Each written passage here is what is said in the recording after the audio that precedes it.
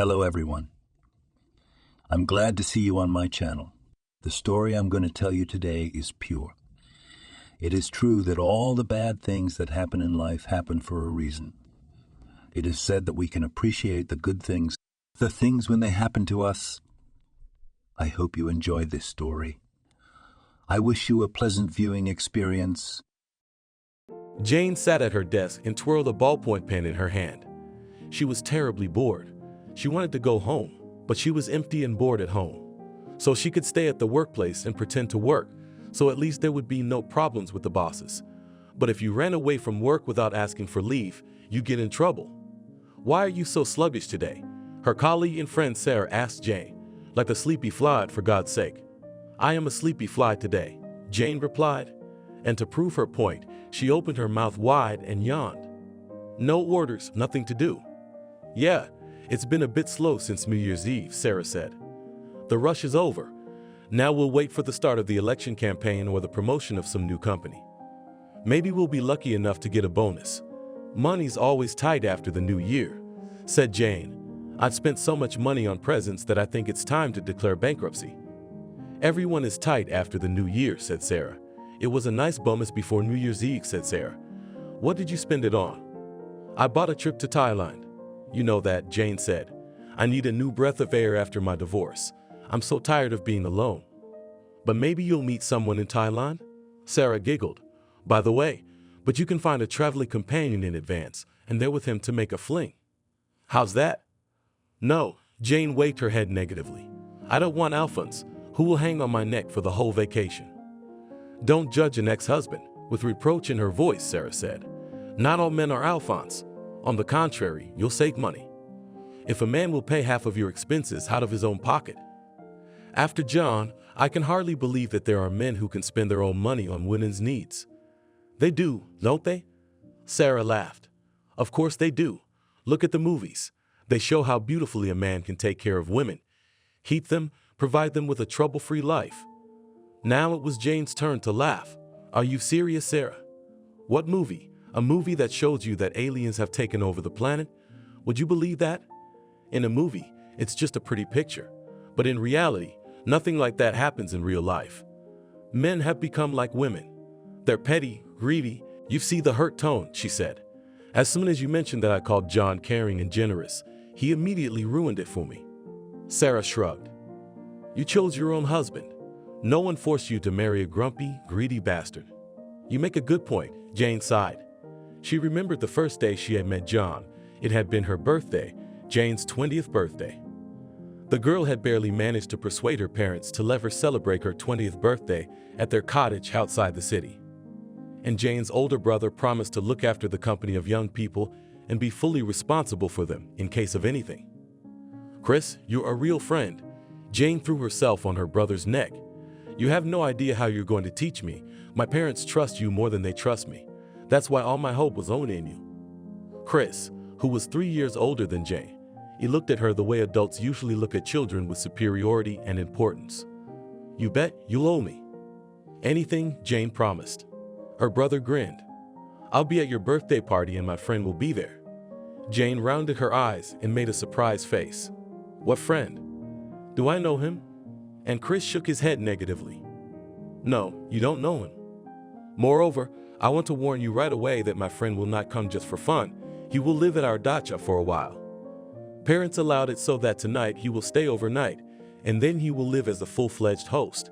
Jane shook her head. "No way. Chris, what's with the imposition? It's not enough that no one in my company knows your friend, but he's going to have a sleepover. That's not fair. We won't be able to relax knowing that a stranger is around." My brother looked at Jane with displeasure. "So if you object, I'll say I've changed my mind about covering you and your dump. That's one thing. Second, my friend will be sleeping in the room, so your friends may not see him at all. Third, he's not a stranger, he's my friend. And your brother's friends are supposed to be like your own, okay?" Jane pressed her lips together resentfully, but nodded to her brother. She absolutely hated having some strange guy at her birthday party, even if he was her brother's buddy. Not only did Jane's friends have to attend the birthday party, but also a young man she liked very much and who Jane's best friend, Neely, was supposed to bring to her birthday party. Jane had been looking forward to this celebration for so long. Everything had been planned, and for her any change in events could have been a real disaster. And now her brother announces that he has brought a friend to the house, who may become redundant and whom Jane's favorite young man could consider a rival. Gotcha. I had to agree with Chris, because if it wasn't for his patronage, the birthday party might not have happened at all. Parents were very jealous of the honor of their daughter and the order of the favorite dacha, so it took several weeks to persuade them to have a birthday party. Mom was against it to the very end. And only the father managed to convince his wife that the children are adults, and they will quite cope with the order at the dacha and in their heads. For a birthday party, marinated meat, a case of champagne and fruit were brought to the dacha house in advance. On day X, all this was cut, fried, and steamed. Soon the first cuts of fruits and vegetables appeared on the table. An especially hired man grilled several kilograms of meat. Champagne poured down. Jane felt terribly grown up and businesslike. She also felt the eyes of seeing the very guy she liked very much. Toward evening, when she had already started blowing her nose, Chris and his friend arrived. Jane, who had already had enough champagne and meat, greeted her brother cheerfully and noisily. Riding next to Jane was her friend Neely, who had once liked Jane's older brother very much. The girls were acting defiant and silly, waving their arms and greeting the newly arrived guests. "Yeah," Chris hummed. "I see I'm already late with my lectures on healthy living." Jane giggled. "What about when you took a case of champagne to the cottage? Did you think we were going to water the beds with it?" Jane laughed at her own joke and then looked at the young man standing next to her brother, tall, broad-shouldered, very handsome. Even in the dim light sitting on the lamp wire, he was smiling and holding out a bouquet to Jane, which she did not immediately notice. There was an awkward pause, after which Jane accepted the bouquet from the hands of the handsome man. She smiled and invited everyone to the table. Scene immediately became uninteresting to Jane. He was already chatting with another girl. Jane was surprised to realize that she didn't feel any jealousy or regret. Let the boy have his fun, and she would have her fun too. "What's your name?" Jane asked her brother's friend, immediately switching to you and not being delicate. "John?" He held out his hand, and Jane shook it. A strange feeling arose inside her, as if something trembled and tingled at that strange touch. "I'm Jane," she introduced herself cheerfully, not letting go of John's hand. He laughed. "Actually, I'm aware of that. Your brother told me your name, and you're funny." Jane smiled, then pulled the guy's hand. "Let's go dancing." He whirled his head around, but it was too late because the girl pulled him onto an impromptu dance floor, specifically on an asphalted piece of ground with a festive table next to it. The guys had already turned on the tape recorder they had brought with them. Jane wrapped her arms around John's neck and pressed her whole body against him. The guy smelled like a nice cologne. And that strange sensation that came from shaking hands, it never left Jane, forcing her to cling tighter and tighter to John. It seemed to the girl that she had never felt so good with anyone. Even thoughts of scenes seemed empty and superfluous because she wanted only one thing, that John would not let her out of his arms. And the tune never ending. After the dance, Jane barely got away from her partner, and then she saw the laughing face of her older brother. Chris, who was sitting at the table in the company of Neely, looked at his sister and his friend with a smile that was good-natured and somehow understanding. A little later, he beckoned to Jane and spoke softly in her ear. "You see how you two have come together, and she didn't want me to bring a friend." Jane gave her brother a playful tap on the shoulder and then laughed. "You brought what I needed. By the way, why is he staying at our cottage? Maybe his wife kicked him out."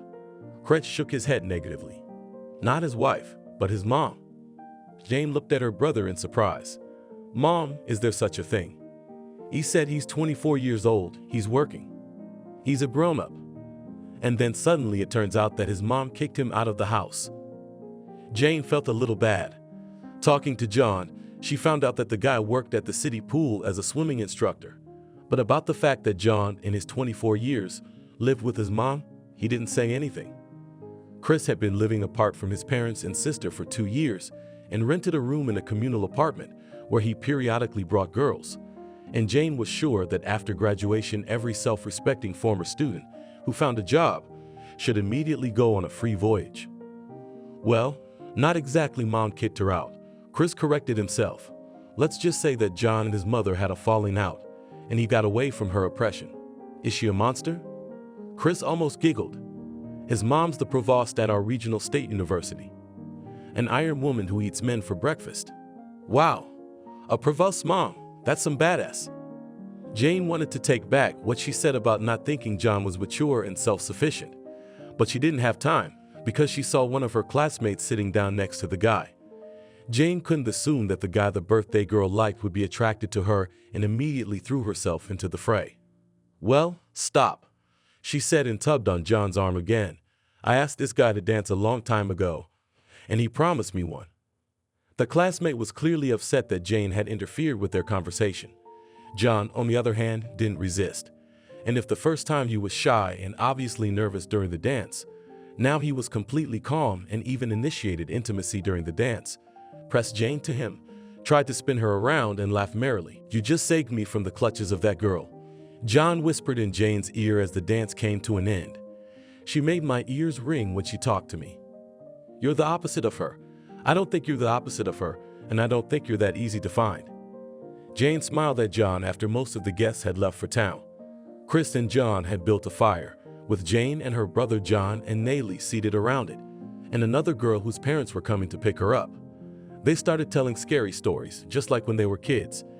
Jane shrieked now and then and cradled John. Her brother laughed, watching her sister's behavior. Chris was clearly amused by what was happening in front of him. Are you going to get John? He asked when he and Jane were in the house, preparing the sleeping quarters for the guests. He already seems to have a crush on you. Jane felt a kind of happy tension inside her. It didn't happen to her often, only in periods of very strong affection for a young man. Even with Sean, it hadn't happened, even though she liked him quite a lot. For the girl. You think he's got a crush? Jane glanced at Chris incredulously. Maybe you imagined it. I was pretty sure John had a girlfriend. The older brother frowned, trying to remember the details of his buddy's personal life. But he's totally single now. Take advantage, baby. Also didn't want me to take my friend with me. Look what a great birthday party this turned out to be. Yeah, it is, Jane said dreamily. Then suddenly she hugged her brother. You're the best, the best. By the way, I think Nayli has a soft spot for you too. No, not Nayli. Chris got serious, especially since I already have a girlfriend. Jane raised her eyebrows in surprise, but she didn't go into details. She knew her brother too well to know in advance that he never said a word about his personal life. He never brought any of his girls to his parents' house or introduced them to either his parents or his sister.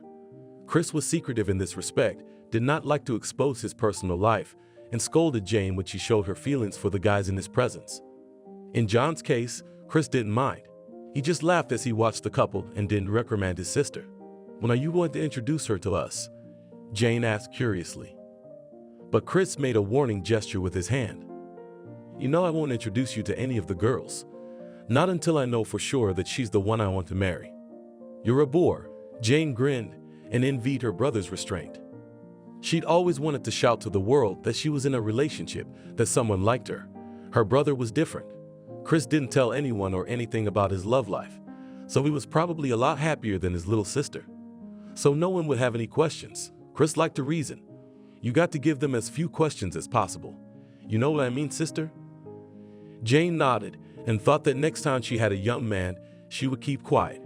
But as soon as she was given her first bouquet of flowers or a boy kissed her for the first time, she wanted to shout to the whole world how happy and loved she was. She liked John immediately.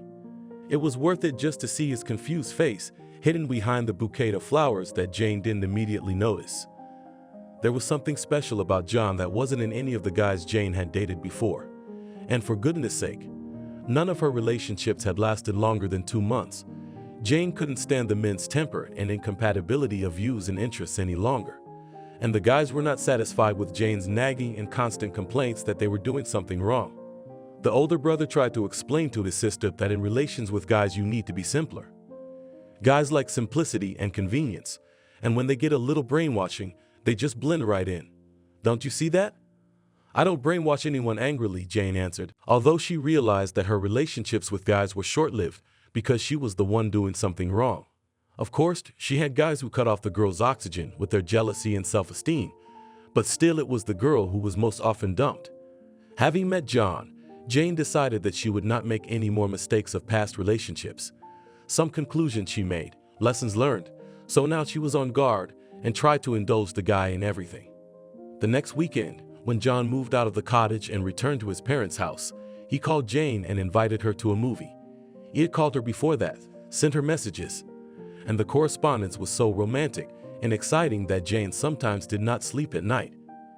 It was good that the Institute was on vacation and could afford sleepless nights and chatter from morning till morning.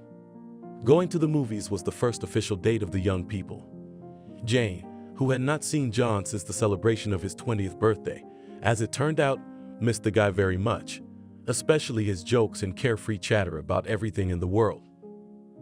In the hall, they sat in kissing seats, pressed as close to each other as possible. Jane was crazy about the way John's hand touched her arm.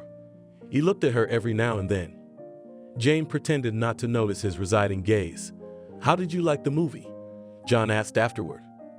Jane didn't even know what to say, because during the session she was only analyzing the guy's behavior. She didn't care about understanding the plot. "It was okay, a 3, she said. "How was it for you?" She turned to John and looked at his face. She wanted him to kiss her, but Jane didn't want to initiate the kiss herself. "I'm fine," the boy answered. And then he looked at Jane carefully. He kept his gaze on her lips. That evening, considered the evening of the official first date, John kissed Jane for the first time. It was a tender and reverent kiss, which the girl remembered later for a long time. She had never had such great guys before, and John, though he wanted to seem mature and cold-blooded, still showed his sympathy actively. He came to visit Jane a week later. It was the day of the young man's acquaintance with the girl's parents. It was also on this day that Chris brought his passion to his parents. "Albert, we just participate in 2 important events at the same time," said Grace to her husband. Albert only looked at his wife seriously and then turned his gaze to his daughter. "Jane, you brought this guy into our house. By my count, this is the 3rd or 4th young man you've introduced to us in the last year. You and he are really serious." Jane hesitated. But Jane and Chris's dad was a qualified psychotherapist, so he applied many things from his practice to his everyday life. Jane was often annoyed by this. It kept her on her toes. And when it came to talk about her personal life, so in general, the girl tried to change the subject and escape from her parents. Of course, they were lucky to meet each other at a young age, immediately adjust to each other's characters. Jane, on the other hand, is less fortunate, and she goes through the guys to choose, finally, the one and only, with whom she will be ready to live the rest of her life. Believing that such a man existed was something I really wanted to do. The conversation at the dinner table was mostly Chris. He was trying to lighten the mood because of Jane's serious conversation with her father. John behaved modestly, and Chris's girlfriend, who was called Mary, also sat quietly and did not participate in the conversation. The lunch was a bit stilted, and the acquaintance, as it seemed to Jane, was not quite successful. After dinner, everyone drank tea. It was only then that the atmosphere in the house began to improve. Albert asked questions of Mary and John in turn. They answered Chris and Jane's father, confused at first, but then more and more confidently. Jane helped her mother wash the dishes. It was only then that Grace dared to speak to her daughter. "Do you think John will be the one to ask you to marry him?" Jane laughed. "Mom, you must have been preparing that question all evening. What are you talking about, marriage? I've known him 2 weeks, it's too soon to talk about it. I was married to your father when I was 20, and I was getting ready to become a mother for the first time. How time flies." "Mom," Jane looked at her mother, then shrugged. "Time used to be different, and people were different. I look at my father and I'm amazed. He's not even 50 years old yet, but he acts like an old man. He's got this whole interrogation thing going on with me. He's taking a jab at me for being promiscuous. Am I really promiscuous?" Grace suddenly got serious. "It's not that, honey. He's just worried about you. You're 20 years old. In a year, you'll be graduating from college and starting your own adult life. The fact that you still do not have a steady young man cannot but embarrass the father who is worried about the future of his daughter." "Don't worry about me," Jane said. "I'm an adult, and I'll take care of everything myself. And I'm not getting married. Tell that to your father, who probably wanted to ask me that question himself." "He didn't," answered the mother. "He wasn't going to ask you that question. As a therapist, He knows very well the modern attitudes and habits of the young. That's why Chris brought his Mary to meet us, so he's really going to make a serious move on her. And you've always been a bit frivolous. Jane was a bit of a noser. Now her mother thinks she's some kind of professional who doesn't take serious things seriously. It's all because of Chris, who's finally decided to introduce his date to the folks. And it's not all a fact that it's the Patchen that's planning to marry Chris. After Chris and Mary left for his place, Jane and John started packing. "Thank you very much for inviting us," John said politely. "It was delicious, and it was a pleasure to meet you." Jane, still angry at her parents for their interrogation, got up too. "I'll show my guest out, and we'll go for a walk." Her father grinned, and her mother shook her head. Chris and Jane's parents were wonderful, but sometimes they were too right, or trying to look right, the way we were supposed to look in a society of grown-up, educated, and intelligent people. "Did you really like it here?" Jane asked incredulously. When she and John left the house, the young man turned to Jane and nodded. "I've enjoyed it very much. You and Chris are great parents compared to my mom." Jane was relieved. "Oh, thank God. I was beginning to think they were all over you with their questions. My dad's a doctor, and it's important for him to get to the bottom of what he knows about a person." "At least your dad does it delicately," John smiled. "My mother, on the other hand, is not very gentle with me or my guests." Jane raised her eyebrows in surprise. "Yes, is she presenting a knife to your throat?" John became serious again. It was as if Jane had stepped on a sore spot. "Pretty much. All my girlfriends, at least the ones I introduced my mom to, were horrified. But there weren't that many. Don't get any ideas." Jane was tempted to ask about the number of lucky girls who'd met John's mom, but she kept quiet and stayed out of the personal stuff. Maybe she shouldn't have known it. Maybe it would have tainted her attitude toward the guy or disappointed her altogether. But now she was curious to meet his mother. Curious, and at the same time also a little scary. A woman, a vice rector, who raised her only son alone, disappointed in his choice of profession and his future. How could she perceive the fact that her son also chose a simple girl from an ordinary family with no outstanding personalities? Unless Jane's father could be considered a successful specialist in his field. But Jane herself was nothing extraordinary. She was simple. From childhood, she was taught that it was wrong to stand out among others, that one should follow the rules of intelligent and measured existence, try not to make mistakes. And if you did, then make the appropriate conclusions and do not repeat mistakes in the future. It was difficult for Jane to fulfill the requirements set by her parents. It was too difficult to remain a good and obedient girl. When there were so many temptations around, it was Chris, with his firmness of character and self-confidence, who was always the pride of his parents. Jane seemed to herself to be something of a category and not a tail on the mare's tail. She was a mediocre student. She never drew the right conclusions from her own mistakes. Her personal life was a mess. And she also did not want to be correct after graduating from school, and Jane finished it with 4s and 3s. The girl went to university, but only because of the desire of her parents. She herself was ready to go to work, at least a salesman, at least a secretary. But the parents wanted both children to have a higher education. Chris, who finished school with a silver medal, was ahead of Jane. They always put him as an example to her. But Jane, instead of following in her brother's footsteps, tried to do the opposite. She liked to be different from everyone else. She wanted to be different from the others. But in the end, Jane did not possess anything particularly outstanding. She studied management at the institute. She could hardly imagine where she would work with such a specialty. But she didn't bother, especially because she wanted to live her life the way her own ego dictated. And now John was in her life, just like her. From childhood, taught to be the best of the best, and eventually coming to live a simple life, that simplicity was perhaps what attracted Jane to the young man. She could hardly have been around some tough guy who had 7 inches in his forehead, and he knew everything about everything.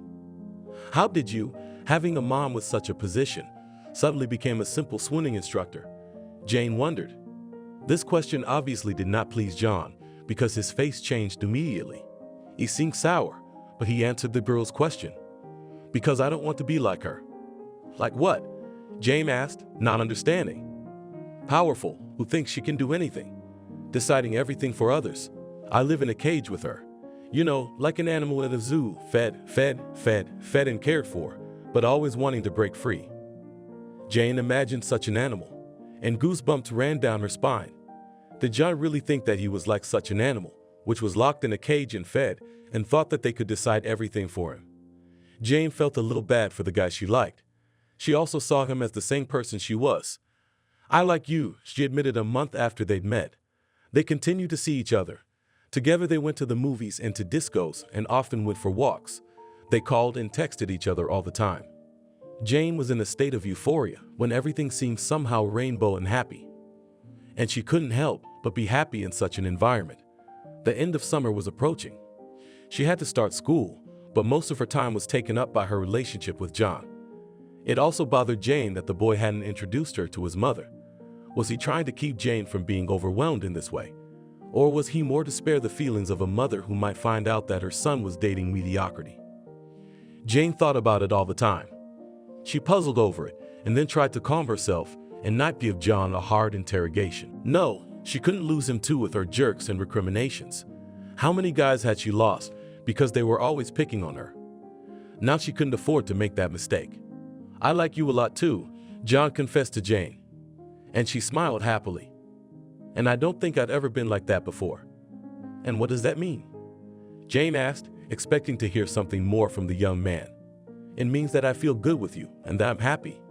I hope you are too." Jane nodded disappointedly. She had hoped John would tell her that it was time to move on to a new stage in the relationship, that he was in love and wanted to marry her. But the young man said nothing of the sort. Jane was beginning to get frustrated.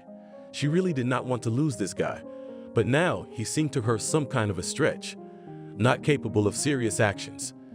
Jane also didn't like the fact that the guy didn't give her presents. That birthday bouquet was the only one John had ever given her. Of course, he paid for the tickets and popcorn at the movies. He paid for the entrance to disco clubs and drinks too.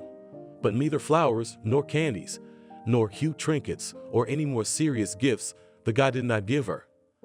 Jane had heard from her friends that their young men literally overwhelmed them with gifts, from paying bills for manicures and beauticians to paying for trips to other cities and even countries. That didn't happen with John, and Jane was beginning to get bored. Perhaps the young man sensed that something had changed between them. There were no more hot correspondence. Jane didn't always return his calls. She was also finding reasons to cancel or reschedule. "What's going on?" asked a worried John. "Everything's fine," lied Jane, who literally felt resentment for the young man in her skin.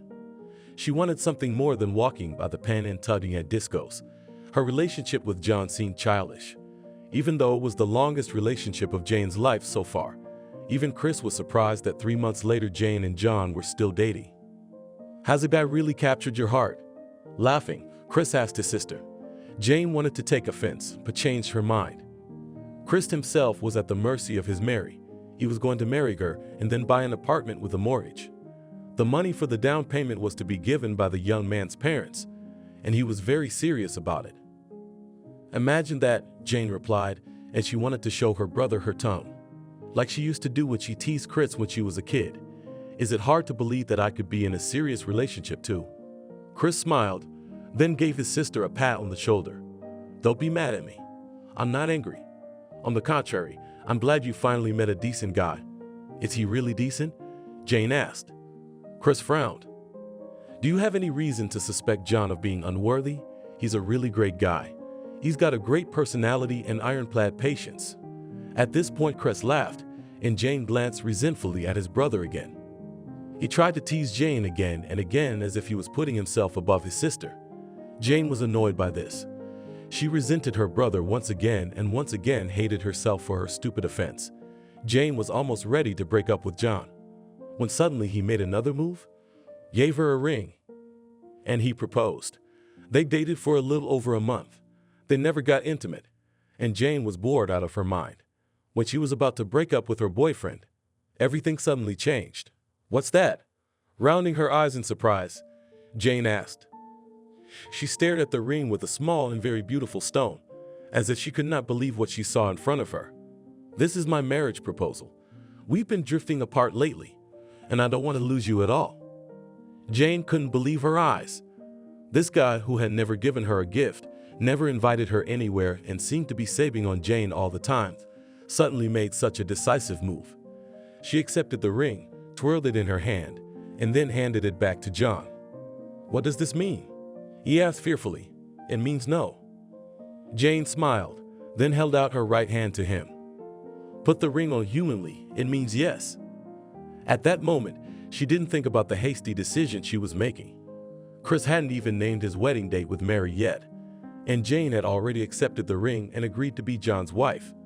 They hadn't even slept together. They hadn't spent more than a day together, and even that didn't include the night. And Jane was already getting ready to get married when she informed her household that she had accepted the ring and John's proposal. Albert was horrified. Why? Jane, why? You don't know each other very well at all. It's just a moment's dazzle, which will be disastrous for you later. Don't say that, Albert, to interject your husband Grace. Jane is 20 years old, and she's entitled to make her own decisions. Think about us. You and I were married when I was 19. I had a baby at 21. And you're telling Jane she's in a hurry. Jane was in shock. For some reason, she was sure her parents would be happy she was getting married, and Daddy threw a real tantrum. Even Grace wasn't acting like him. Mom, Dad, don't yell at each other and don't fight. Mom's right in that I'm in my 20s and I'm not a little girl. If you're worried about what we're going to hang around your neck, you don't have to worry about that, Dad. John's working and earning, and I'll get a part-time job. We'll rent an apartment or a room for the first time we'll live. Albert shook his head. It's only in words that everything seems so simple and obvious. You can't even imagine what a labor it is to live with another person, to adjust to each other, to be comfortable for each other. You've only known each other 4 months. Albert, you're exaggerating. Grace turned to her husband again. Let the children decide for themselves, even though they are still children to you and me. In life, they are adults who are responsible for their own choices. Jane hid in her room, closed the door, and fell on the bed, face pressed into the pillow. Tears choked her. She wanted to yell at her father, to prove him wrong, but she couldn't do it because she couldn't find the right words. She couldn't convince herself that she was making the right choice, and it was almost impossible to convince her father. Jane called her brother and told him she'd agreed to marry John. Listen, aren't you in a hurry? Chris asked. You too. Jane almost shouted into the phone. First my father, now you told me that John was a great guy who would be good for me. And now what do? Cancel the whole thing? Give him back the ring and tell him I was kidding? Don't sweat it. Chris spoke soothingly and in a tone of don't yell and don't get nervous. John, he really is a great guy, but you don't know each other very well at all. How long have you known you're married? Jane asked Riley. We've been together for almost a year and a half, of which we've lived together for 6 months. Have you tried going out of town with your John? Have you tried spending more time with him, taking things to a more serious level? No. Jane hasn't, because John didn't suggest it, and she didn't initiate it. So they dated, spending time together like high school kids who had a romantic relationship. Yeah, not taking a serious case seriously. And Jane was well aware of that, but the ring was already on her finger. Consent had been given. It was too late to back out. Jane was preparing to become John's wife, and one of the steps towards the wedding was to meet the groom's mother. John immediately warned Jane that the mother knew nothing of her son's intention to marry. I thought I'd introduce you to her first, and then we tell her. 2 pieces of news at once is too much for her. You know your mother best, Jane agreed. If you think it's the right thing to do, then so be it. After her words, Jane became nervous. She was a bride now, and her responsibilities were different. It was before that Jane was just a simple girl that John was dating. Now they were expected to live the rest of their lives together. What should I buy your mom to make her happy? John thought for a moment. You can buy a box of chocolates and flowers, but never wine or champagne. Mom is against alcohol in any form. Jane nodded understandingly. She bought the most expensive candy at the store. Then at the flower shop, she chose a strict bouquet of red roses. The nervousness still wouldn't go away. She had to run to her father and ask him for a prescription for some kind of powerful sedative. John squeezed Jane's hand as they rode the elevator up to his apartment together. Jane's legs were showing from fear, even her chin was shaking from excitement, and the palm of her hand was sweating from the bouquet. The door was opened to the young people by John's mother, and Jane realized at once that the woman was not easy. From her appearance, one could tell that in front of Jane and John stood at least a queen in a beautiful austere dress with makeup and hair. Even at home, Margaret looked as if she was going to give lectures at MSU. "Hello, Margaret," Jane mumbled. Then she handed John's mother the bouquet. Her nostrils flared, either from the unpleasant odor or from rejection of a guest who had appeared on her doorstep against her will. "Good afternoon, young people. Come in." Jane whispered a question in John's ear. "Did your mother even know we were coming?" "Yeah, but I didn't tell her the exact time. If we were even a minute late, my mom would have made a scene." A chill ran down Jane's body. The sweat came back. Now her whole body was shaking with fear of the inevitable, like a chill. There was nothing on the table in the middle of the living room, no teapot or candy. Only an empty vase was in the very center of the table, and in it Margaret had placed the bouquet, poured water, and then placed the bouquet not back in the center of the table, but on a bookshelf away from where people were supposed to be. As if she was purposely putting the flowers away from her eyes so she wouldn't see something she clearly didn't like. "Tell me about it." Margaret seemed to relent to Jane and John, allowing them to speak. The woman looked arrogant and like she was doing her son and his fiancée a huge favor by wasting her precious time on them. "Mom, this Jane, she's my girlfriend." "Let's say it's cold," the woman said. "I can see it's a girl." "What do you mean, mine?" Jane cast a quick glance at John. How could he even open his mouth in such an environment? Jane felt as if they were sitting in some police station being questioned by an interrogator. "Mine means mine, Mom. Don't make it complicated. You already know the meaning of every word. You're a philologist. And you are a swimming instructor, a meaningless and useless creature." Jane stared at Margaret in utter bewilderment. Why she would say such words about her son in her presence was, at the very least, unethical. And the vice-chancellor of the university should have known better. "Mom, we're not going to talk about me and my choices right now," John said. "I invited Jane to come to the house to introduce her to you, so that you would realize that she and I are serious. Not every girl can survive the quest of meeting her mom, so you must understand the level of seriousness of Jane and I." Margaret grinned faintly, keeping an icy calmness on her face. She stared at Jane with a residing gaze that made the girl's throat lurch. It made her want to jump up off the couch and be just that, not to go on a creepy quest. "Suppose," Margaret said the same word again, and Jane realized that it was one of John's mother's favorite and frequently used words. "What next?" "But you introduced me to her, and I'm supposed to draw some conclusions." Jane was completely confused. Never before had she heard people spoken to in such a tone.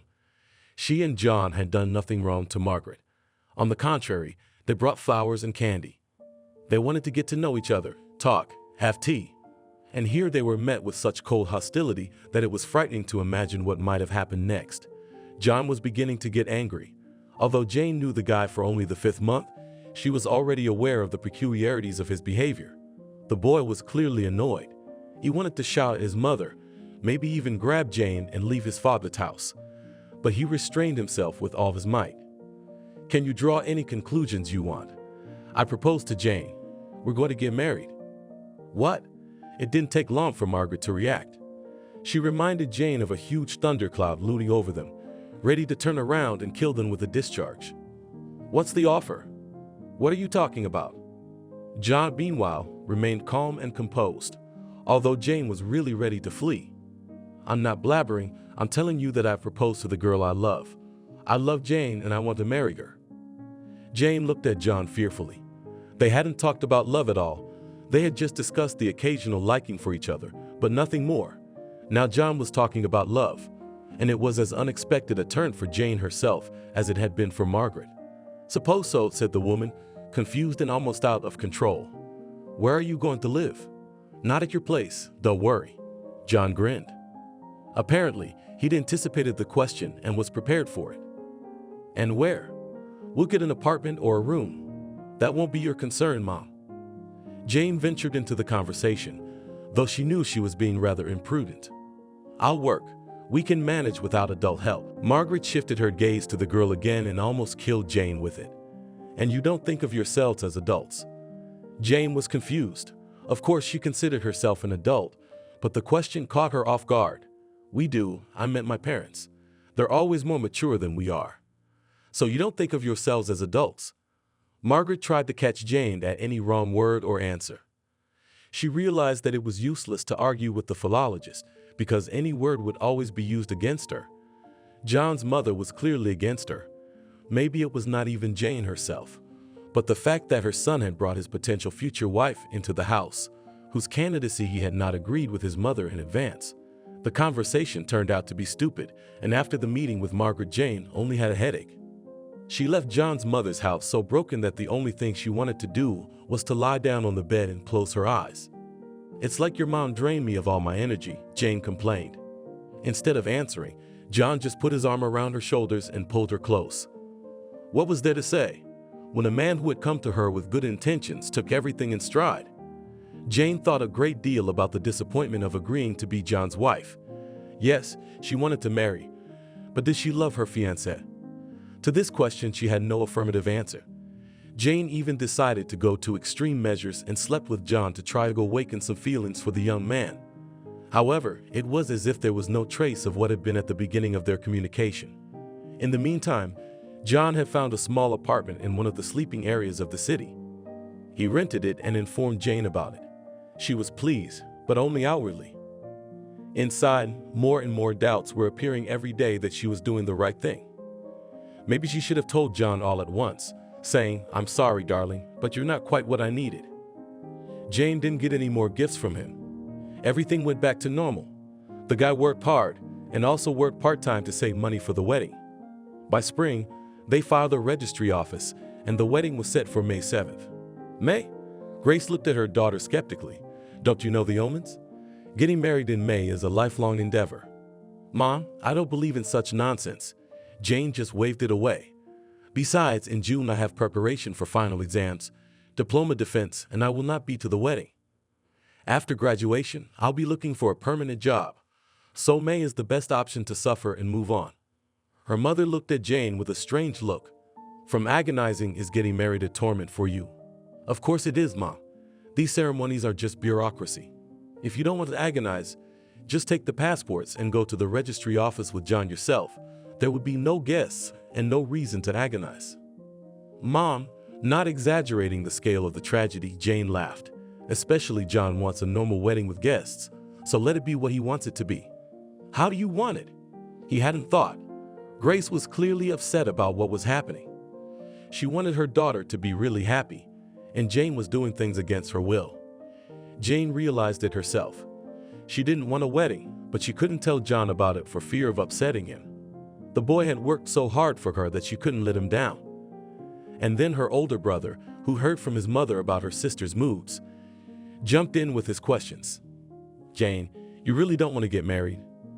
"John, he's out there working his ass off to make money for the restaurant, and you don't want it at all." "Who wants it?" "He does." Jane shrugged. "I can't dictate my rules to him. John wants things to be right. The right thing would be for both of them to be happy." Chris was right in his reasoning, as always, and now it turns out you don't want it at all. Why waste your time and energy on something that's gonna be useless? Tell that to your fiancé. Tell him to calm down and spend more time with you than carrying sacks at the market. "I won't tell him anything," Jane replied flatly. "If my fiancé wants a wedding, let it be what he wants. I will not impose my opinion on him. And you, please don't impose yours on me." Chris fell silent. He and Mary were also going to apply for a marriage license. Only they wanted to get married in August, when it would be warm and comfortable for everyone. Jane even envied her brother because he was so easy and simple, unlike her. "Mother won't be at the wedding," Don said. It was just over 2 weeks away from the date of the wedding. Jane shivered again at the mere mention of Margaret refusing to attend the marriage of her only son. Just how much was she against what her son was doing? "But why John?" Jane asked in horror. She herself had not expected such a violent reaction to the groom's announcement that his mother was not going to attend the marriage ceremony. "Did she dislike me that much?" "It has nothing to do with you," John replied affectionately. "It's just that my mother has decided to show her character once again. She's complicated. She's always been like that, and she's never been the same. You see, Jane, everything my mother does, she usually does out of spite. And now she's refusing to attend the wedding. Just to spite me. Not you, me. Like I'm such a bad son, I disobeyed her, chose a girl she didn't even know. That's why everything happened the way it did." Jane sighed. There had to be some way to explain to her parents the reason for her mother-in-law's absence from the wedding. Both Albert and Grace were well aware that John was his mother's only son. They had concluded that he was the dearest and most beloved person a grown woman could have. And now, it turns out, she's not even going to his wedding. Jane once again thought that all this wedding and future life with John is nothing more than a hasty mistake, which in the future she will surely regret. Jane's wedding dress was modest. She chose it not even in a wedding salon, but in an ordinary evening fashion store. And all the expenses for the restaurant rings, champagne, and lipstick took John. After months of hard work, he looked tired and lost. He had lost a lot of weight and didn't look like a happy groom at all. The suit he had bought at the beginning of spring hung on him like a hanger. Jane looked regretfully at her fiancé and thought that she did not need all this. But she had gained the long-awaited status of a married lady. The wedding went as usual, without any difficulties. There were few guests, but counting the money after the wedding, the newlyweds realized that they could afford a trip to a small vacation. "I suggest Thailand," said John. "I've always wanted to go there." "I don't mind." Jane nodded in agreement. "I've never been abroad either, so I'll go to Thailand. Especially since we'll get a good deal on a package deal. They say it's off-season there. It's still a different country, different traditions, even the people are different." John's voice was ringing with happiness. It was their wedding trip of 2 weeks. Jane was happy. For the first time in many months, her doubts suddenly left her and she plunged headlong into relaxation. They flew to Bangkok, then took a bus to Pada. They checked into their hotel and headed out for a night out. Neither the 8-hour flight, nor the different climate, nor the nighttime did not stop the young people from wanting adventure. Everything seemed so different, so unusual. The spicy food, the heat, the sea, white sand, and cheap fruit. Jane was basking in a happy vacation and finally enjoying the presence of her husband by her side. She thought differently now. It seemed to her that she had made the right choice, and during the whole vacation, she and her husband had not even quarreled once. They went on excursions, swam in the sea, went to massages and shows for adults, ate fruit and seafood, and I didn't want to go home. "You know," Jane confessed to John, "the few days before we left were the coolest 2 weeks of my life. I've never had such a thrill anywhere. I don't want to go home and go back to normal life." John laughed. "You get used to good things. You and I will definitely come back here. You'll see." "You promise?" Jane asked hopefully. And her husband nodded confidently. They returned from vacation a little sad and silent. There were worries and things to do at home, and the beautiful vacation by the sea was behind them. "It's so sad," Jane said. John only squeezed her hand tighter. When they returned to the city, they moved to a rented apartment. As it turned out, the apartment was rented to John by Margaret's friends who had moved to another region for permanent residence. They were not going to sell the apartment yet, but they did not want to leave it without income either. They rented it to John for a small fee plus utilities. Jane felt like a real hostess, although she was not used to doing anything around the house. Grace did all the housework for her parents. And Jane just came home, used everything ready, and then left again.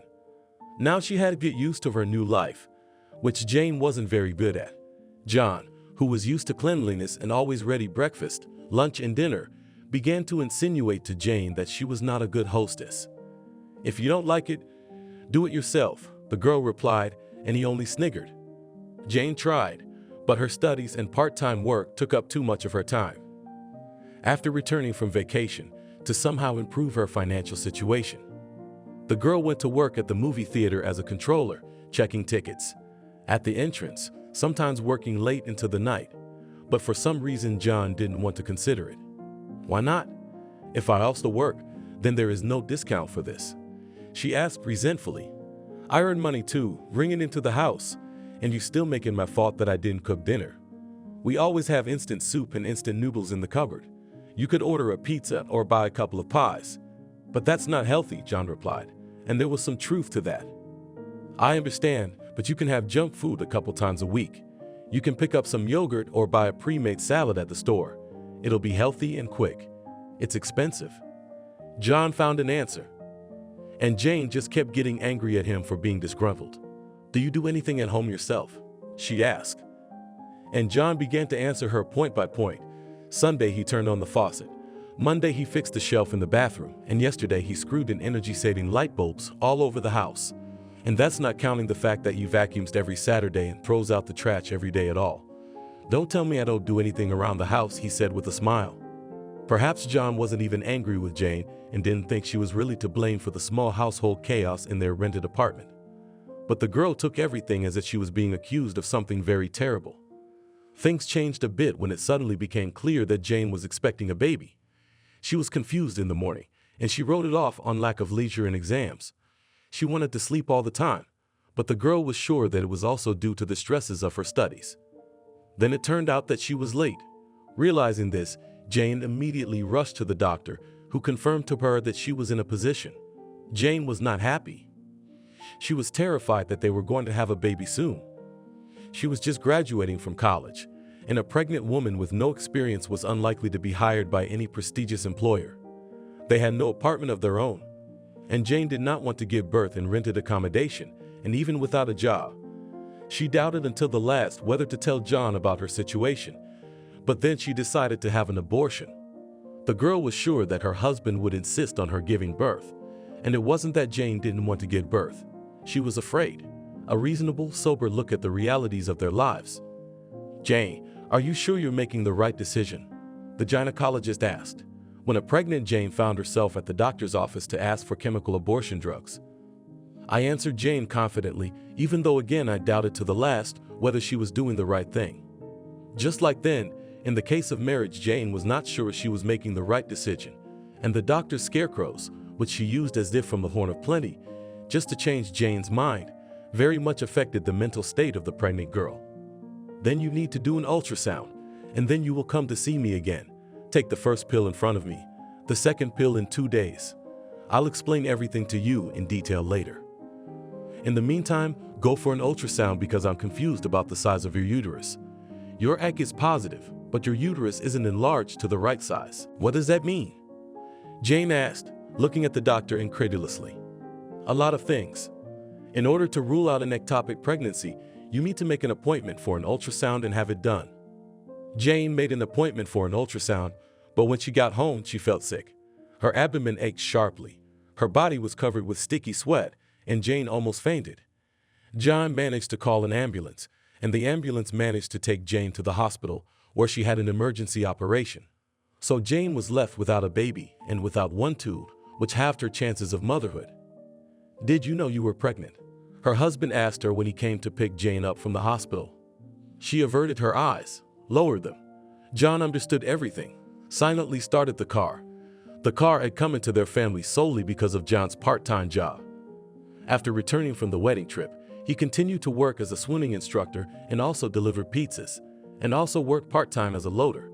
The guy did everything to ensure that he and Jane had enough money, and he was sure they'd have enough money even if they had a kid.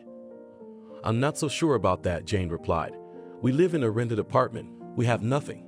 I haven't even finished college yet, and you're about to become a father. Do you realize what a responsibility that is? So the problem is that we don't have our own place." John asked the question with a completely different conclusion. "That too," Jane replied, "but the main problem is that you and I are too young. We're not on our own 2 feet. And what happens when the baby comes? We'll drag it down with us to this miserable hole. Let me finish my studies, get a good job. You'll find one too. Finally, a proper job, not 100 jobs you're torn between." "I'm fine with that," John muttered. "You're the one who's always missing something." Jane sighed, but it was her fault for not telling John about the pregnancy. He hadn't realized she was going to terminate it. It was a pity, of course, that it happened non-maturity, but Jane was not going to despair because of her age. On the contrary, she was glad that everything had resolved itself. John remained silent after this conversation and did not enter into a dialogue with Jane for more than a week. She was already tormented by this cold silence, but she could do nothing to make amends for her guilt, which she thought John had made up himself. Then the newlyweds reconciled, but still it seemed to Jane constantly that between her and her husband reigned a kind of misunderstanding, turning every day into a higher and higher wall. Jane graduated from the institute, got a management diploma, and started looking for a job. While she studied ads and went on interviews, John was doing his job. One day he informed Jane that he had gotten a job as a paralegal in one of the large holding companies, and 2 months later he was promoted and John was now a legal counselor. Jane got a job at a travel agency. She sold tours and advertised about the company both on television and on the internet. Folks, as it turned out, loved to travel. And Jane missed the change of scenery so much and was determined to save money for the next vacation somewhere in a hot country. One day John came back from work happy, put in front of Jane some document, and she took it in her hands and marveled. "Did you apply for a mortgage?" Joan smiled broadly. "I didn't just apply, I got approved. We'll be able to buy a separate apartment." Jane jumped in her seat, then wondered, "Where's the money for the down payment going to come from? It says here that we have to pay 20% of the cost of the apartment out of our own money. Where did we get it from?" "Now listen to me calmly, try not to interrupt or get indignant." Jane looked at her husband tensely. "I already don't like the beginning of the conversation." John sat down next to Jane, put his arm around her shoulders and pulled her to him. "Listen, quietly, I saved some money while I was working. That's one thing. And secondly, your parents promised to help us." "No," Jane jumped up from the couch she and John were sitting on for running around the room, catching her head. "No, John, no, not my parents. People who think I'm infantile and spoiled, daddy's and mommy's little girl, they'll imprison me later." "Jane, darling, calm down, conciliatory," John said. "We're borrowing this money, and besides, your parents are helping not only you and me, but also Chris and Mary. They're having a baby soon. They need their own place." "That's exactly what they need, and I don't want to owe them." "I'll owe them," John said. "Stop panicking and worrying. We won't be able to make a down payment with our own labor for a long time anyway. And if we borrow money from the bank, we'll have to pay crazy interest rates." Jane was helplessly silent. She didn't know how to change John's mind, but on the other hand, she knew perfectly well that they would never really be able to save for an apartment on their own. It was easier to get help from her parents, especially since they'd helped Chris. Of course, Jane and John didn't have as good a reason as Chris and Mary did, but that didn't mean their family was worse than Chris's. They bought a one-bedroom not far from the one they'd been renting. Jane was now a full-fledged mistress of the house. Together with her husband, they made some cosmetic repairs, the money for which Jane took on credit. She realized that now she and her husband would not be going on vacation for a long time. Therefore, it was better to invest in their own living space than to dream of unfulfilled dreams. Soon Chris had a son, and Jane saw the eyes John looked at his happy parents. Jane felt uneasy. Now they had an apartment, a stable job, but there was no baby yet. John didn't talk about the baby. Jane herself didn't remind him of what had happened. They lived and lived until scene came into Jane's life. The very scene she liked and dreamed of on her 20th birthday. He showed up almost by accident. Just invited to a former classmate Jane recognized in one of the invitees. Once liked herself a guy with whom she had never succeeded. "How's it going?" she asked. "Didn't get married?" "No? You?" "Me neither." Jane lied. She didn't know why she said the wrong thing. But there was no one at the place where she and Scene had met except the birthday girl. Who would know about the marital status of one of the guests? She and Scene chatted sweetly all evening. Then they exchanged phone numbers. And the next day, the young man called Jane himself. They met in a cafe, again talked a lot, drank wine. And then Scene invited Jane to his place. He lived in a rented apartment, where he moved after parting with a girl. And Jane gladly accepted the invitation, and then cold-bloodedly cheated on her husband. Scene was mediocre in bed, but Jane realized this too late. She cheated on her husband, and she realized that she had made another mistake. Her hasty decisions, ill-considered actions, and selfishness played their part. So Jane, who thought she was missing something in her marriage to John, missed the same thing in bed with another man. "Will we meet again?" Scene asked. When Jane was getting ready to go home. She didn't feel like any more meetings, but she didn't want to upset the guy either. She nodded and blocked Scene's number that evening and tried to forget about everything. He reminded himself, finding her through a mutual friend. Showed up at Jane's work, had a meltdown. What's that supposed to mean? They used me, that's all. And for some reason, she didn't tell me she was married. So with me, you gave your husband the horns. They were standing outside the travel agency where Jane worked, and she felt both guilt and squeamishness at the same time. She'd been so stupid as to get herself into some stupid story. More like an episode of a cheap soap opera. Don't talk to me as if I'd promised you something and then abandoned you. Jane cringed. Don't act like a dumped girl. It looks ridiculous and ridiculous. Yes, I made a mistake, but now I have to lay down my bones to atone for it. I'm not gonna let you make an idiot out of me, Sean practically shouted. And it seemed to Jane that he was overplaying his desire to make a victim out of himself. You're making an idiot of yourself now, when you're yelling at me and stomping your feet like some little boy. Jane didn't listen to Sean's claims any longer, retiring to her work. Her hands were shaking with anger. She was worried that Sean might have told John everything. But as it turned out, trouble came from whence it was not expected. It was an ordinary day at work when Jane was approached by a colleague. "Someone's here to see you." "Who?" Jane slammed her eyes shut. At the agency, she was no longer in charge of arranging tours, but worked exclusively with internet bookings and advertising the agency and its services. Jane walked out into the main hall and then almost jumped with surprise. Margaret was looking at her, the same Margaret whom the young woman had seen only once, and who was her husband's mother. Jane looked around fearfully, as if looking for an opportunity to escape. "I am," Margaret replied, surprised. "Yes, how did you find me? And more importantly, why?" was the question ringing in her head. What did she want? Her mother-in-law hadn't called once. She hadn't come to visit them, either while they were living in a rented apartment or later when they moved into their own. Now she found Jane at her work, which meant something was obviously wrong. "Told me where to find you, Sean. Name sound familiar?" The blood drained from Jane's face, and her hands were treacherously wet and trembling again. How would her mother-in-law know about Sean? And what could she possibly know? "Why would he tell you that? Let's go outside. We're not going to talk about your affairs in front of everyone." Jane's gone soft. If her mother-in-law said that, she must have known. That's exactly what she knew. Sean is a former student of mine. He's also the son of a close friend of mine. You know, the apartment that John rented that you lived in on his dime was Sean's parents. That's the kind of coincidence that happens in life. Jane was silent.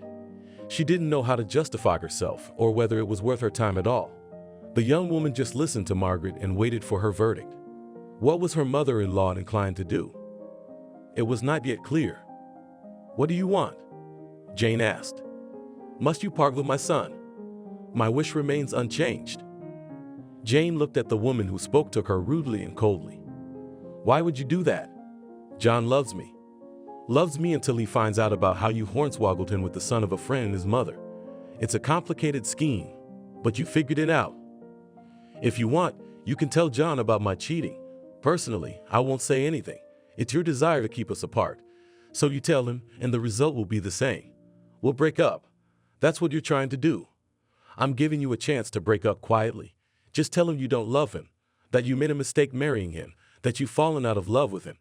I don't want my son to know that you gave him horns a year after you married him. It's not human. Why are you even meddling in our lives?" Jane asked bitterly. "You've been living peacefully for so long, not touching us. And now all of a sudden you want to ruin everything. You've ruined everything by going to bed with another man. Either you make nights with my son, or I tell him everything." Jane felt sick to her stomach. She promised to talk to John, and she had been preparing for that conversation for days. No, she didn't love her husband. Nor could she say that she was happy around him. But with John, it was somehow peaceful and safe. And those were two things Jane didn't want to give up. She also didn't want to hurt him by telling him about her infidelity. Let it be what her mother-in-law wanted. "Why don't we divorce?" Suddenly Jane suggested to her husband. He looked at her in surprise, tilted his head to the side, as if trying to understand whether his wife was joking or serious. "I appreciated your joke," John replied, who really thought Jane was joking. "I'm not joking. I don't want to live with you anymore. We could sell the apartment and divide the money between us so that we could each buy our own place. I don't think that's fair though, because my parents gave us most of the money." John looked at Jane with a look that made her want to run away or even jump out the window. She didn't want to see the look that killed her. Jane realized she was doing something she hadn't had the courage to do in a long time, and her mother-in-law's blackmail was only the impetus for what was happening now.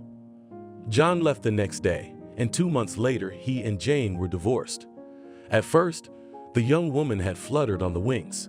She changed her job, plunged into it with her head, began to communicate with other men, looking for a generous and handsome, but for some reason there were none. So Jane decided that for the time being she would be alone. Meanwhile, her older brother became a father for the second time, and Jane remained in proud loneliness. The trip to Thailand was long awaited, and Jane hoped to be able to relax and enjoy herself. Following the advice of her colleague and friend, she registered on a travel dating site to find a travel companion for her vacation. So it was possible to save money on vacation, to live in a hotel, which was included in the trip Jane did not want, and to rent a nice house in Thailand. She needed good money. "Sarah, I found it," Jane excitedly informed her coworker. With just over 2 weeks to go, some rich guy from Georgia, a foreigner. Wow, Sarah looked at Jane with envy. How old is he? Why is he going on vacation alone? He says he's 42, but age is not a barrier. He's going alone because he's divorced. That's cool. And he's gonna pay for that cabin you found. He promised he would. Jane replied, closing her eyes dreamily. At last, she would soon be in a warm place with lots of fruit, sunshine, massages, and nothing to do. And most importantly, she would be paying for the house she had chosen by a completely different person. What's his name? Does he have kids? How long is he going to stay in Thailand? Sarah was rushing questions, and Jane barely had time to answer them. The man's name was Alan. Jane didn't ask about the children. She only knew that the man would arrive in Thailand a few days earlier than her, wait for her, and then they would move into the house Jane had chosen, an accommodation that Alan himself would pay for. He also promised to meet her at the airport, where their first official meeting would take place. "I have a question myself," she said, depressed. "Where do I put the cat that stays at home?" "Take him to an animal hotel. You got a problem for me, don't you?" "No, I can't do that. I'm gonna have to call John." "You'll be crying to your ex again," Sarah grinned. "That's just like you. Until he finds a steady woman who'll give him a hard time for hanging out with his ex-wife. They'll still be your henchmen." Jane didn't say anything. Though she wanted to say something hurtful to Sarah, she didn't want to see her ex-husband, especially on the eve of the trip, but she had to. They met that evening at Jane's place, more precisely, in the very apartment they had once bought together and to which Jane was now paying off her debt to the bank. The young woman had plans to sell the apartment, but she didn't have the money or time to deal with the sale. And maybe there was no desire to sell something that so closely connected her with the past. "It's a good thing you decided to leave the key to the apartment with me," John said. "It's best not to give Lord to anyone, because a change of residence, even a temporary one, is really stressful for Cass. I know I feel sorry for the old man. You'll help me. He needs to be fed at least 4 times a week. I'll come every day." Jane thought for a moment, then suddenly suggested, "John, why don't you stay here where you live now?" He looked away. "I'm staying with my mother because I don't want to rent. I'm saving up for a separate apartment." Jane suddenly felt sorry for John. He'd lost weight since the divorce. His cheeks were drooping. No matter how bad a hostess Jane was, according to her husband, she still fed him perfectly. Over the years, they'd gotten used to living together, and he no longer complained about the bad food or the mess in the apartment. "Let me feed you dinner," Jane suggested it. "Yeah, let's do that. Do you remember the first time we went to Thailand together?" Jane's insides twinged at the question. Well, of course, she remembered everything. She remembered every detail of that trip. And now she was worried about the fact that everything on vacation would remind her of him, about the fact that she had found a traveling companion in the form of a Georgian businessman. Jane said nothing. They drank wine and had dinner. The atmosphere was quite friendly. John began to feel sleepy, and Jane suggested that he stay at her place. "Tomorrow is Saturday anyway. Where will you go?" He stayed, and that night they spent first in separate beds, and then they lay down together. Of course, memories of the past and some warmth in their relationship were the main reasons for what happened. Jane suddenly realized that her husband was the best man in bed. After all, after him there were so many that had been tried. John wasn't the only one who knew how to give her real pleasure. "It doesn't mean anything," she said in the morning. And John didn't think to resist. "You're right. It doesn't mean anything. It's just a little remembrance of the past." Jane laughed. They met again on the day she left, 2 weeks after that night together. And John had even driven Jane to the airport and walked her to passport control. She felt like she was still his wife. She just had to go on vacation, alone, for whatever reason. She'd flown to Bangkok, and after a cold winter she plunged into the real tropics. It was sweltering, humid, and so familiar. Jane's new acquaintance had to arrive a few days earlier, so he met her at the airport and then drove her to the hotel where Jane was supposed to check in according to the package tour.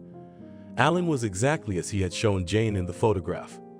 Short in stature, of course, a burly brunette with black, wide-open eyes, a cheerful smile, and white teeth. When he saw Jane, he embraced her as if she were his own. And the day after his arrival, he was already waiting for her at the entrance to the shopping center where Jane was walking, and they got into a cab together and drove to the cabin where the two of them were to live. Being near Alan, Jane didn't feel a twinge inside her. It had happened with John. It hadn't happened with Alan. The man showered Jane with compliments, stroked her arm, and looked ingratiatingly into her eyes. But the young woman felt out of place for some reason. Perhaps she should have stayed in her hotel room instead of agreeing to rent a house together. But it was too late. The house they were going to rent was nice with its own pool and terrace. Jane looked around the house, picking out her bedroom. Meanwhile, Alan was paying the owner of the house, discussing with him everyday matters. Jane was amazed at how well Alan knew English. She herself knew it at an elementary level. But in Thailand, it was enough for her to be understood by people from another country. When the landlord left, Jane and Alan were alone. It seemed to Jane that the man wanted to initiate intimacy, and she herself was not at all ready for it. "Let's go into town," she suggested quickly. "We'll take a walk and have dinner. When will you pick up your things from your hotel?" Alan's voice sounded demanding. Jane didn't want to give up her stay in her simple hotel, which she had paid for when she bought the package tours. Something told her it would be better if she kept the room she had paid for. But she told Alan she would be sure to pick up all her things in the next few days. They had dinner, walked around the city, and Jane was already terribly sleepy. She didn't want to stay in a separate house with Alan, and also confused and slightly dizzy. Jane paid no attention to it as she walked arm in arm with Alan. She kept wanting to pull her hand out of his arm, but the man held it firmly, and Jane had no way of separating herself from him. That night she locked herself inside, leaving Alan no way to get into her bedroom. She was tired after the road, and there was no trouble on his part, because Alan was sympathetic to her fatigue. When she fell asleep, she realized that Alan would not live with her in the house he had paid for. Therefore, she was preparing either to get involved with him or to escape from him. The second option seemed more acceptable, and she was glad she hadn't told him the name of her hotel. In the morning, Alan met her in the kitchen. He had prepared breakfast, scrambled eggs and toast, fruit and milk. Jane sat down at the table with a smile, and they began to discuss their plans for the day. Alan kept his eyes on her, and Jane was uncomfortable with the piercing stare of those pitch-black eyes. After breakfast, she was tortured again. "I guess it's a consequence of wanting to get away from this man wherever he is," Jane thought to herself. All she could do was smile wryly. "I want to rent a car," Alan said. "We can go to other places, to the zoo on the islands. What do you think of that idea?" "It's a great idea," Jane replied. Then suddenly she jumped up from her seat and rushed into the bedroom. She grabbed her phone, opened a special program to calculate her female cycle. She was 4 days late. Of course, it could have been caused by the change of climate and stress, but that didn't stop Jane from going to the pharmacy on her way to the sea and buying a pregnancy test. She told Alan she needed sunscreen. She quietly bought what she needed. They spent almost the whole day on the beach, drinking special water and enjoying massages. And they looked at each other, Alan's gaze without ambiguity. And Jane prepared herself for the worst. Back home, she locked herself in the hall adjoining her bedroom and took a pregnancy test. 2 strips. And she's in a foreign country on the other side of the world, with a strange man who wanted intimacy with her. Jane panicked because Alan was already knocking on her room and suggesting they go out to dinner. "Wine, champagne, shrimp, whatever you want. You're my queen." That's what he said to Jane. And she realized she couldn't get away with it this time. She began to wonder how she could get away from the man who had her under his total control. "Where are you going? Don't go in there. It could be dangerous. Stay close to me. I'm controlling you," and all that sort of thing. Jane, recognizing her position, simply had to retreat. But she had no idea how to do it. She had almost 2 weeks of vacation ahead of her, and she wanted nothing more, just to seek her ex-husband. Everything around her reminded her of her former vacation with John. She missed him and saw him everywhere. In the evening after dinner, Alan invited Jane to go for a boat ride, but she imagined she was being rocked. She politely declined. "What do you mean? You don't want to? If I'm asking you, you have to say yes." I have to. Jane's eyes rounded because Alan's statement struck her as overconfident. I don't owe you anything. His eyes narrowed, and Jane realized she'd fallen into a trap. They were standing outside their house, where they had come to change after dinner. Alan stepped forward and grabbed her arms. Jane started to break free, but the man's strength exceeded her own by several times. Jane screamed. She tried to run away, but slipped on the smooth marble floor and nearly broke her nose. Men's hands pulled her toward them, and Jane screamed and kicked. She had never imagined it would go this far, though she should have known it would. Going to come at the Oriental man full of confidence and eagerness to get her way. With a jerk of her feet, Jane accidentally kicked Alan in the head. As it happened, her heel smashed his nose, from which blood immediately spurted. Frightened, holding herself by her lower abdomen for fear of losing the baby, she took a bullet out of the house and dashed into the Thai darkness. Caught a cab around the corner, got in, said the name of her hotel, and then burst into sudden tears. The driver, who saw her in the rearview mirror, said something in his own language and then switched to broken English. Jane pulled out her cell phone and dialed John's number. He was unavailable, and that made it all the more bitter. Jane had never wanted to see her ex-husband so badly, to hug him, kiss him, and confess that he was the best man she had ever met in her life, no matter how stubborn she was. John was the only man she had ever felt really good with, and he was not the only one who had looked after her. And after her husband, there was no young man who could compare to John. The cab pulled up to the porch of the hotel, and Jane ran outside, quickly paid the driver, and dreamed of being in her modest room. She flew into the hotel lobby, dashed past the front desk, and ran toward the rooms. Jane. A man's voice called out to her, and everything inside the young woman sank. The first thought that crossed her mind. It was the thought that Alan had found her, and now he was going to punish her for daring to refuse him, and even breaking her nose. Then Jane realized that the voice was familiar, but clearly not Alan's, who spoke with a slight Georgian accent. It was John, wearing a colored shirt, shorts with a light backpack in his hand. John, Jane cried and threw herself on his neck. I called you. I wanted to see you so badly. As you can see, I wanted to see you too, so much so that I spent the money I had saved for the tour to Thailand. I wanted to see you, to talk to you. What about the cat? Jane asked, although the Lord was the least of her worries at that moment. The cat is fine. I gave the keys to Chris. He will come 4 times a week. I think that will be enough for the Lord. Happy, Jane smiled, then wiped away her tears. You're crying. Only now realized John, then worriedly looked into his wife's face. I am crying with happiness, replied Jane, who did not wish to commit her husband to the details of her unfortunate and so ill-considered adventure. She slept well that night, snuggled up to John, and thought about how to tell that she was pregnant. In the morning they went to breakfast. Then John said he'd bought a 3-day excursion to Koh Chang Island. We'll ride elephants, he said. Did you know that Chang means elephant in Thai? It's an elephant island and you can ride elephants there. No, John replied Jane with a smile. I don't want to. Why not? Upset? John asked.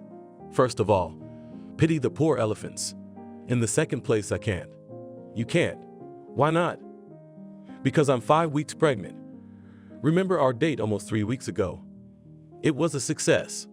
You're pregnant. John looked at Jane incredulously. Then his lips stretched into a happy smile. Oh my God, it's a miracle. She laughed, then fell into her ex-husband's arms. That afternoon they went to the island, where at a romantic dinner held on the beach, John proposed to Jane again. Your mom will be against it again. Laughing, Jane said. Let her, John replied. Now we have a concrete reason to get married. Promise me something? Jane asked in a serious voice. John looked at her expectantly. What is it? That in a few years we won't return to this paradise alone. With the baby, of course. I promise you we come here again. The first time we were here. I kept that promise, no matter what the circumstances. And now we're definitely coming back. Jane smiled blissfully. The music was playing, the sea was sounding, it was so warm and cozy. And for the first time in years, Jane felt really happy, just because John was with her, and they had a great future ahead of them, where they would not be alone. Thank you for watching this video to the end. Subscribe to the channel. Like it, write comments if you like the story, and see you on the channel.